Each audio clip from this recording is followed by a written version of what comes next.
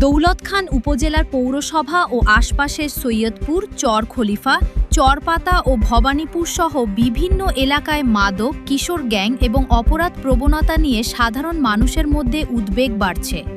আমাদের বিশেষ প্রতিনিধি রিয়াজুজ সালেকিন বাদশা বিভিন্ন এলাকা ঘুরে অনুসন্ধান করে স্থানীয়দের কাছ থেকে যে তথ্য সংগ্রহ করেছেন তাতে উঠে এসেছে বিভিন্ন স্থানে মাদকের আস্তানা ও কিশোর গ্যাংয়ের আড্ডা গড়ে ওঠার অভিযোগ।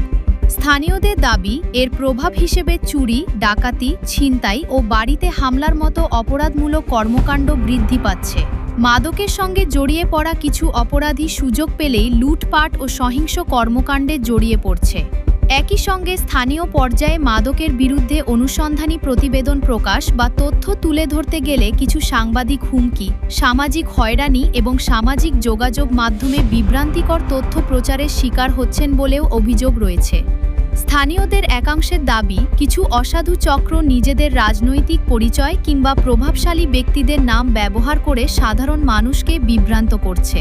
এর ফলে আইনশৃঙ্খলা রক্ষাকারী বাহিনীর অভিযান ও কার্যক্রম নিয়েও প্রশ্ন তৈরি হচ্ছে বলে তারা মনে করছেন।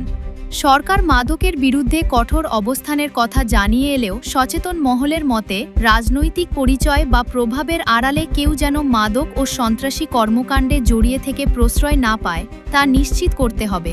তারা সংশ্লিষ্টদের বিরুদ্ধে নিরপেক্ষ তদন্ত, সাংবাদিকদের নিরাপত্তা নিশ্চিতকরণ এবং মাদক সিন্ডিকেট ও কিশোর গ্যাং দমনে কার্যকর অভিযান পরিচালনার দাবি জানিয়েছেন।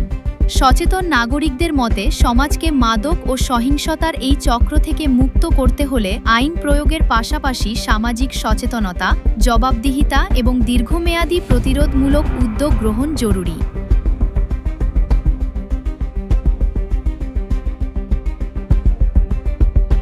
মাদকের প্রথম অনুসন্ধানী প্রতিবেদনের পর এবার আসছে দ্বিতীয় অনুসন্ধানী পর্ব।